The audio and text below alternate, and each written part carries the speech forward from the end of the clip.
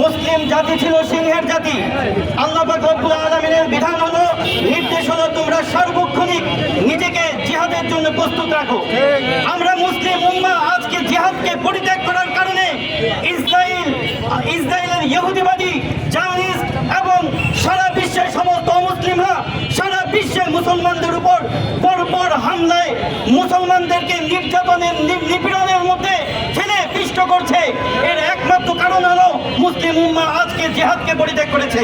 আমি সকলকে জিহাদ ফি সাবিলিল্লাহর দিকে আহ্বান করে মুসলিম উম্মাহকে একতাবদ্ধ হয়ে আল ওয়ালা ওয়াল বারার ভিত্তিতে সকলকে এক হওয়ার জন্য আহ্বান জানাচ্ছি। মুসলমান আমরা সকলে অন্য মুসলিমের ভাই, আমার মুসলিম ভাইকে যে সহযোগিতা করবে সে আমার বন্ধু, যে আমার মুসলিম ভাইকে সরাসরি আঘাত করবে, যে অর্থনৈতিকভাবে সহযোগিতা করবে, যে যেভাবে আমার মুসলমানদের বিরুদ্ধে যাবে, আমরা প্রত্যেকেই তাদের শত্রু। আল্লাহ তাআলা আমাদের সকলকে জিহাদের মধ্যে আসার জন্য তৌফিক দান করুন। আমিন।